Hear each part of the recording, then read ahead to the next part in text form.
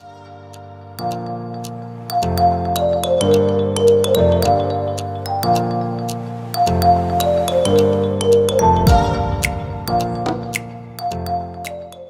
hello, school counselors and school counselors to be. Thank you guys so much for coming to my channel, The Inspiring School Counselor. And as you guys can already tell from the title below, we're going to be getting into another Talk It Out week review. You guys, I have been waiting for this moment right here because I have plenty of things that I want to share with you guys that took place this week.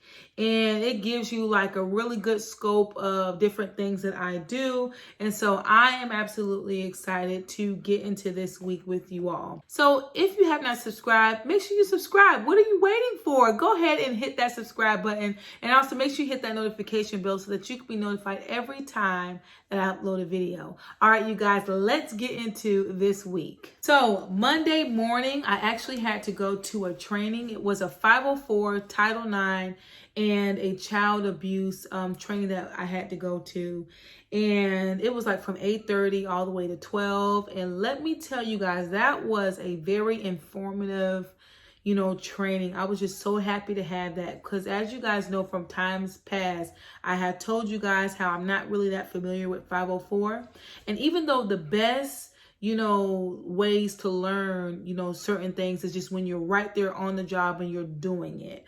But it's just something about just being able to sit down in the classroom and just have all of that information just written out for you and you make notes. And so I was really enjoying that training for the 504. So we just really got into who was eligible for a 504. What is it like when you fill out the paperwork, and just we were able to get into the ins and outs of that. Also, one of the things that we covered was Title IX. And to be honest, you guys, I wasn't that familiar with Title IX until I had that training. And so that was really good. So we actually had certain scenarios where it really just walked us through how to take care or how to deal with certain situations to see whether or not I file a complaint or something like that. And so I was really happy about having that training as well. You guys, I left that place with a whole bunch of paperwork and I was just in a whole bunch of notes that I took. So I was just happy for that. So the other training that we had, which was not really a training, I would say, but it was just basically them telling us that this is the law that came out and this is now the job that you're going to have to do at your school. We found out that there has to be a child abuse coordinator in every school. There was a law that passed that said that. And I don't know if any of you guys are watching now that you are either already doing that or you just found out as well that there has to be a child abuse coordinator in every school, or maybe they're not doing it where you are. But however, where I am, they are doing that. And so that's basically the child abuse coordinator is the school counselors. And so I am now the child abuse coordinator that, whenever there is a case that comes up, they have to, whoever that child reported to have to come to me. And then I have to be with that person that child reported to.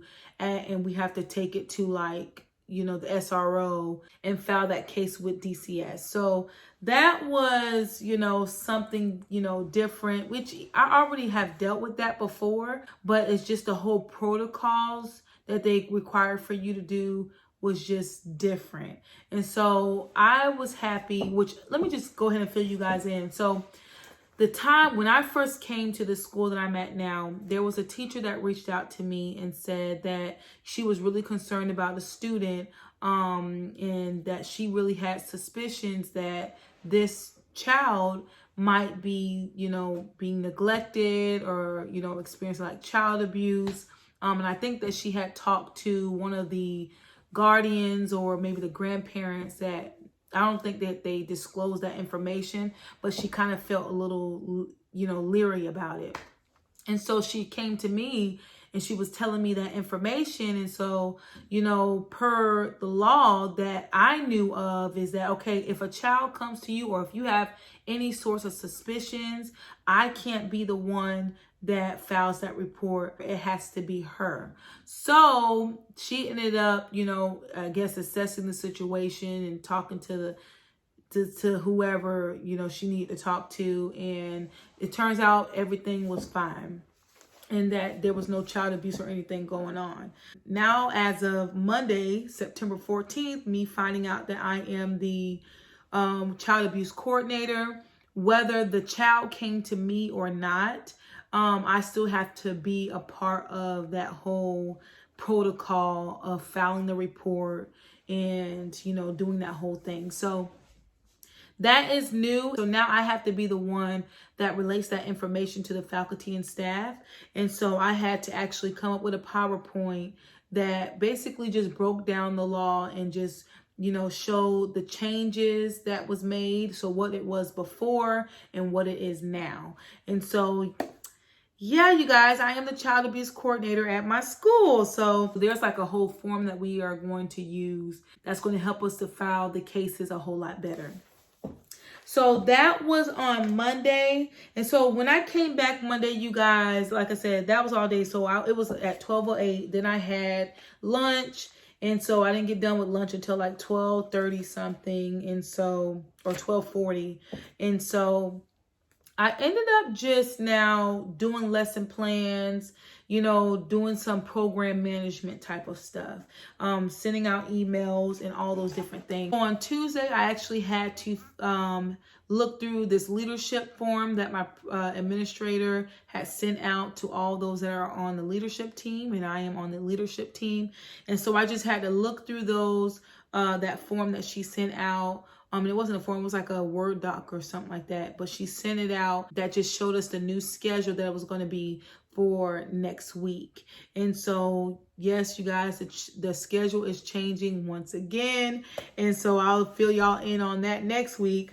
But we had to just go through everything and just check all that stuff off. And so that was one of the things I had to do. And then you guys, later on that day on Tuesday, I actually experienced, and it's so crazy because just having that training on Monday about child abuse and being a child abuse coordinator and how there's a certain way that you have to now go about filing a child abuse report, someone had came to me and they reported, child abuse. And so, or they had suspicions of child abuse. With that individual that the child reported to, I had to walk her through, what the steps are that we're going to have to take together. I had to fill her in the new steps because as of Monday, nobody knows that there's a child abuse coordinator in the school. So I actually had to just fill her in. Yes, I'm the child abuse coordinator. This is the way that you have to do it now.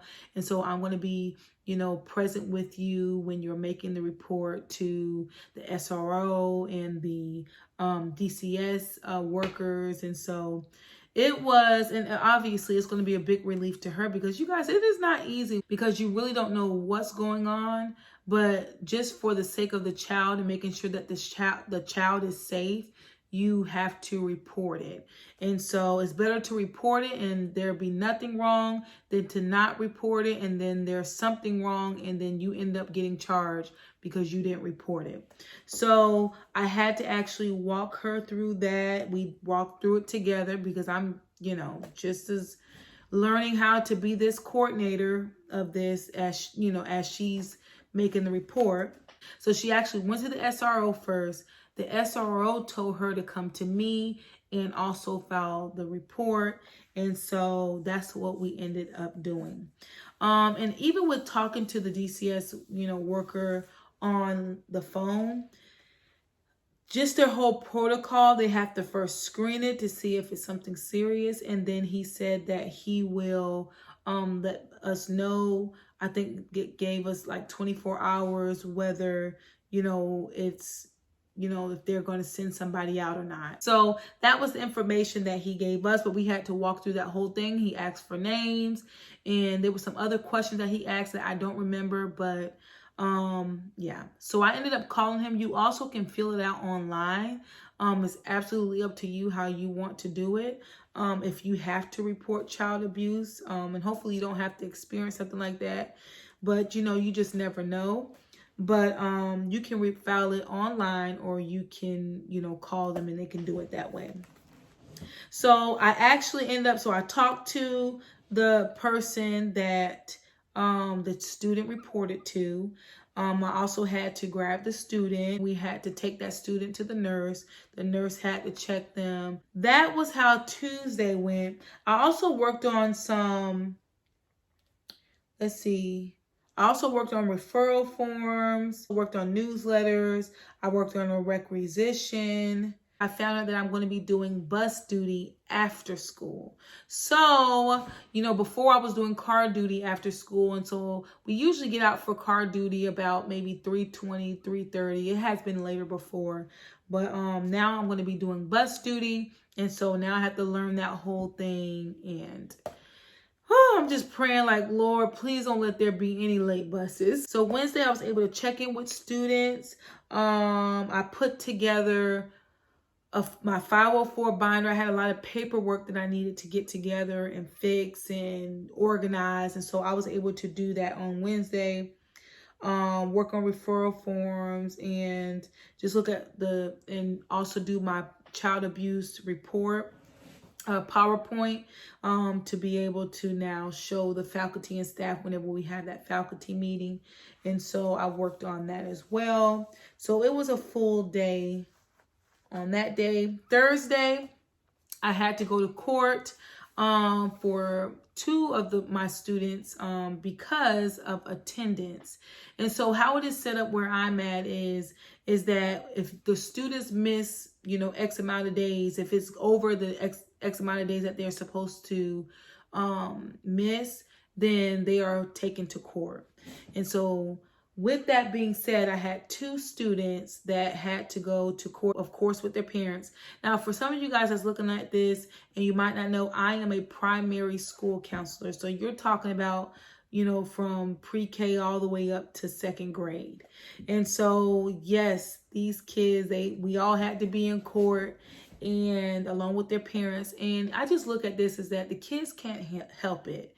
They can't drive, they have to have adults do things for them. I actually had to be there. I got there at 9 and I ended up leaving about 9:45.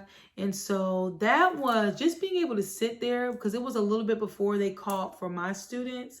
But just sitting there and looking at different cases, like there was some, like these were the higher grades, maybe like high school. And I think one was in middle school, I think. But one of them went to juvie, because they didn't want to go to school. They weren't doing any work. They just was being very defiant. And the parent, she couldn't do nothing with that student. And so the judge ended up telling him that, okay, you're going to go to juvie. And so that's where he went. And then there was another student that was there. He ended up having grace. Thank God for the judge. I mean, he ended up giving him grace. And so giving him another chance, but he has to go back like that following month. But going back to the one that had to go to juvie, they had to go at a certain time. And if that student wasn't there at the juvenile center at that certain time, then the parent would be the one to have to go to jail. So they are really strict. I don't know if they do that anywhere else. Like when I was living in Florida, I never heard of that. But it wasn't until I moved where I'm at now to where it's like, Yeah, I ended up having to do that. I actually had to get up on the stand. And I was actually with the attendance coach that was there. So I had to get up on the stand. And I basically, for the most part, I just stood there because the attendance coach had everything that he needed. So early in the week, he ended up reaching out to me and the principal as well as the teacher just to see how the kids were doing so that when we went to court Thursday, he could have everything lined up and be able to tell the judge, about the kids. And so good news for both of them. They were doing a whole lot better. And so we were able to give that good news to the judge. And so that went really well. It was just one of the students where they didn't show up, and so we actually had to postpone it to another date.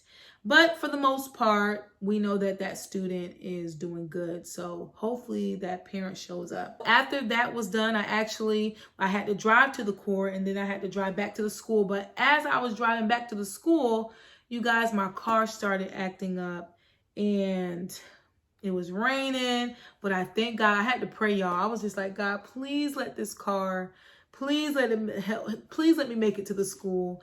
And I ended up making it to the school. And so, but yeah, so just the different things that you might have to experience as a school counselor and doing your job. You might have, little personal things that take place, but you still got to keep trucking, right? So Thursday I had a parent-teacher conference, and I actually didn't have to sit in with no teachers.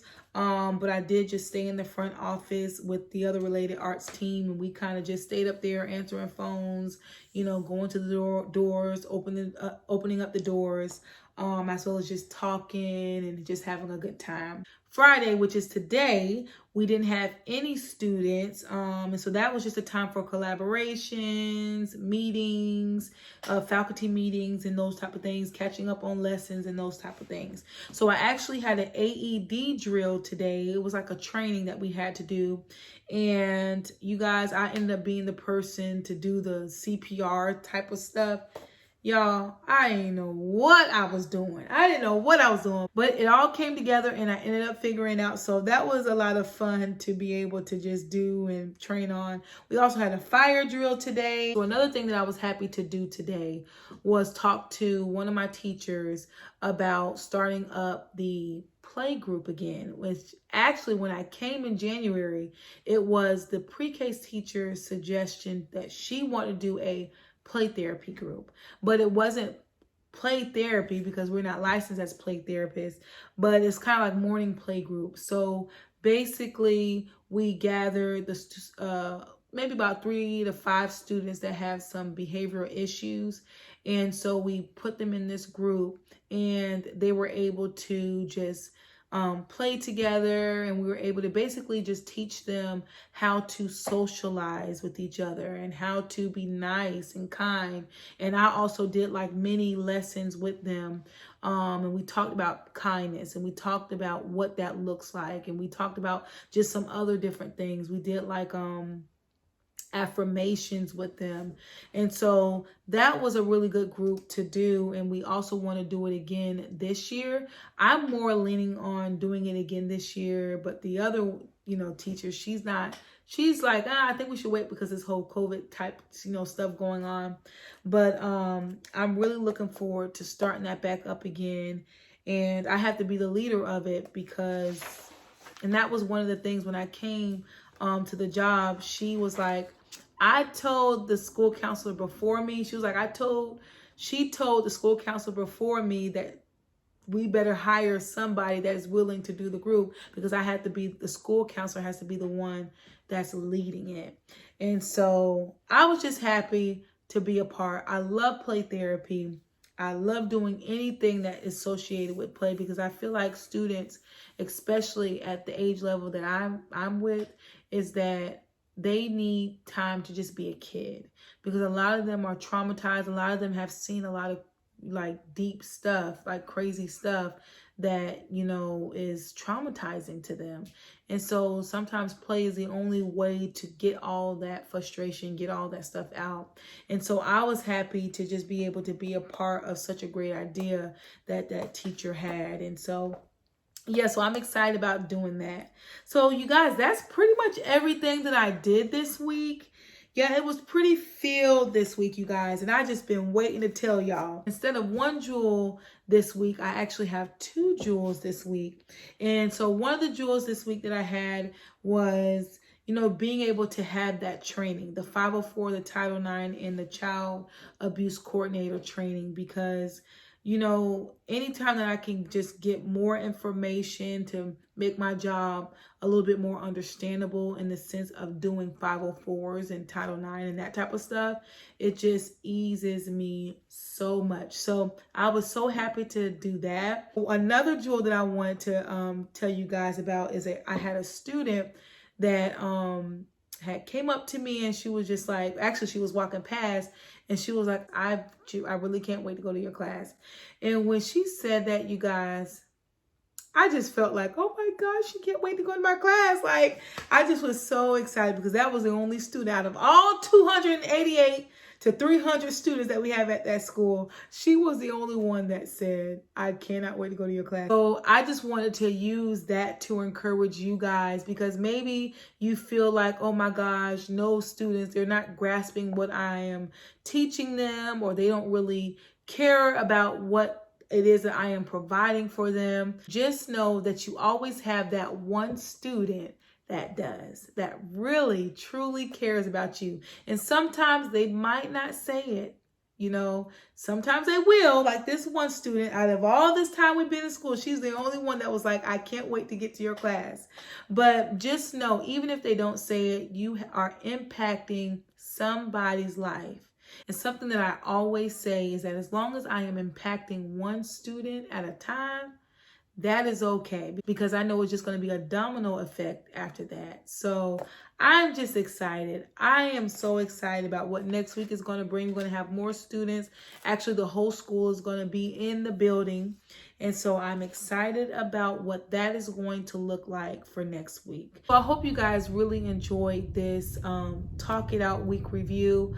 Like I said in times before, I just love being able to come to you guys and be able to share with you guys just different things that I'm doing. And hopefully it will inspire you guys, impact you guys in one way, shape, or form.